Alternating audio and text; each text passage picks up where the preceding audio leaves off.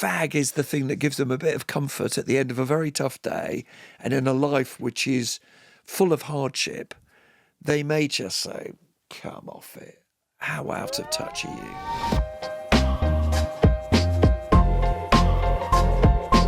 Hello, it's Amol, and it's very good to be back in the Today podcast studio with you, our lovely listeners, and yes, with you, Nicholas. He says that with Nicholas. Nicholas. Only my mother calls me Nicholas. Well, it's good to be back. Yes, Nick Robinson here, not Nicholas Robinson. That sounds very odd. Do you remember, as we were preparing for this podcast, I found myself trying to remember the last big dramatic change in public policy, which at the time, a lot of people, I thought just would never really be possible. The change that meant that smoking was banned in public places throughout my childhood, throughout most of my youth. Nightclubs, pubs, cafes, even offices filled with smoke. Now, what, you would have been in your early 20s? Yeah, I mean, so that came in July 2007, and I turned 24 in July 2007, so that was a couple of years out of universities. Even my university days, 2002 to 2005, when I had the odd fag. I've never been a habitual smoker, but, you know, going out, you occasionally would have a cigarette or two. It was completely normal. Whereas now, you look back at TV even from the 1990s, it's so weird when you see people lighting up. And we have come a hell of a long way on smoking in a very, very short space of time. But clearly, the Prime Minister, perhaps as part of his legacy, as we're going to go on to discuss, wants to go a hell of a lot further. He wants to go a whole lot further, not just than the situation here, but the situation anywhere in the world. Because the Prime Minister, I remember him talking to me at the Conservative Party conference after his big speech, decided that one of the big policies he would unveil, a policy that he said proved that he could bring about change, you didn't need to change government to bring about change, was a policy which at the time was going to be introduced in New Zealand. The idea of a gradual phased ban on buying tobacco products altogether. To simplify it, the idea is that anyone currently aged 15 or under will not be allowed to buy cigarettes, cigars, rolling tobacco, whatever. A total ban. And that's what he's argued for.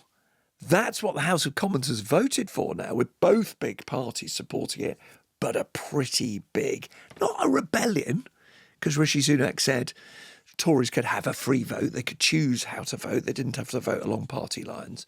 But a lot of Conservatives simply not backing this big policy idea of their own leader. Yeah, and when we were discussing this with our own mini wonderful pod squad before recording this podcast, we had this conversation, didn't we? We thought we should treat this as a major social reform first and a political issue second. But of course, the fissures, the divides, the kind of positioning and the manoeuvring, the issues you're talking about could come to the fore, because in a couple of weeks, as we'll be doing, I'm sure, on this podcast, May the 2nd, it's local elections. And those local elections, if the polls are to be believed, and of course we treat them with a pinch of salt, as we always do, but they could be really bad for Rishi Sunak. There's even some talk of another leadership challenge. But let's discuss this as a social reform. First of all, it's a massive change in a way of life of a country, and it's one that has achieved, in fairness to the Prime Minister, it's achieved cross-party consensus. It's got through Parliament on this free vote, and the argument is one that's fashionable, clearly, which is primarily about public health, not just children, but also kids. And I genuinely was amazed to discover in the fantastic briefing document that you and I got for this podcast, Nick, that 2 in 3 long-term smokers will die from a smoking-related disease. That is much higher than I thought. And it's clearly the case that if you smoke for a long time, even if you stop, it does such damage to you that you could well die. And I should say, Nick, because we were talking about it earlier, this is something that you know a bit about from your own family history. Yeah, my dad was a big smoker for many years. He did give up, but he did go on and get lung cancer, and he eventually died of cancer, despite the fact I think by then he'd given up for 15 or 20 years. Really? And indeed, smokers will know, you're often told if you give up for long enough, your chance of getting cancer becomes normal, like any other person, because anybody, of course, can get cancer, even lung cancer, as I know only too well. But the cost to individuals in their health is clear, but the cost financially is clear, more than £2,000 a year for the average smoker. Because, you know, if you don't smoke, you may have forgotten you can spend as much as 17 quid on a pack of 20 I cigarettes. can't believe that. It's a hell of a lot of money. And the cost for all of us in terms of the bill in the NHS is huge. So that's the case for doing something against smoking. But there are lots of arguments against a ban, and particularly this sort of ban. And what was striking in the House of Commons, and in a way it's the House of Commons at its best, is we heard those arguments made one by one.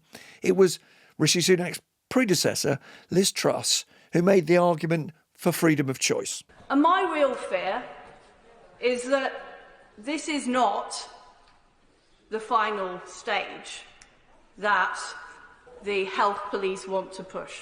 They are the health police.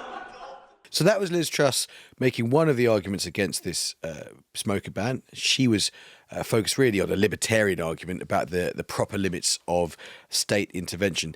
There was another argument made, which we heard a bit of in the Today programme 8:10 sequence on Wednesday, from Kemi Badenoch. And the Kemi Badenoch argument is one about the practicalities of enforcement and the principle of equality under the law. And the principle really that I was most against was equality under the law and treating adults differently. Creating a law which would mean that a 50-year-old could do something but a 49-year-old couldn't, and how that would be enforced, it didn't feel right. That was Kemi Badenoch talking, not interestingly in the House of Commons, but having tweeted. She then went and did a phone-in on LBC. And it seems that Rishi Sunak wants this to be part of how he might well be remembered. And it's interesting, isn't it?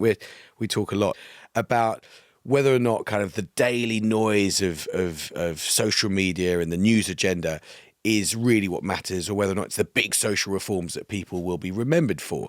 And of course it is. The historians do remember those big social changes that achieved cross-party support in recent times, issues like gay marriage, Bank of England independence, the minimum wage, the smoking ban. And there's something in this smoking legislation which I think appeals to Rishi Sunak as not only something for which he might well be remembered if it endures, and it's got cross-party support right now. Perhaps the future leader of one of the parties will rescind it, but perhaps they won't. But also it's one of those things which he might be remembered for beyond economics.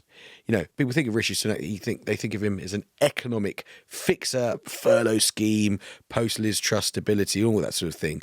This is a social reform, and it's not out of his comfort zone, but it's something which is not primarily what he's thought of as doing. Yeah, I think undoubtedly, if it gets through, it's not abandoned. And remember, New Zealand did propose this measure. There was a change of government. The government then, new government, abandoned the policy. He is very likely to be remembered for this. Even in fact, if it turns out a government of a different colour ends up being the one that implements it, which is certainly possible, if not actually quite likely. So you have to ask yourself, why did he come up with this idea? Now, is he a classic authoritarian Tory? Is he always saying, let's give the state more powers? No, I can't actually think of anything. And indeed, what we know from the COVID inquiry is that he was constantly pushing against lockdowns, for example. He was one of the ones arguing for more freedom. In fact, he may well get some flack for doing that, because the eat out to help out policy, some people criticise as being far too much freedom and far too much disease as a result of that freedom. My instinct is it's for two different reasons. One is he's got young kids, and I think he probably just thinks this is about their generation and protecting them from something that is not just harmful but is addictive and harmful, so that you don't really have choice about whether you smoke or not. Once you've got addicted, you are addicted and you stay addicted. I think the other reason is, and this may be part of the problem for him selling it, by the way, he's a clean liver. We know he doesn't drink. We know he has Diet Coke, doesn't have alcohol. He exercises obsessively. He looks very trim. He fasts as well. So he believes in the value of clean living. Now, of course, that is a problem for him, because if he's telling other people to live like him, and a fag is the thing that gives them a bit of comfort at the end of a very tough day and in a life which is full of hardship, they may just say, come off it. How out of touch are you?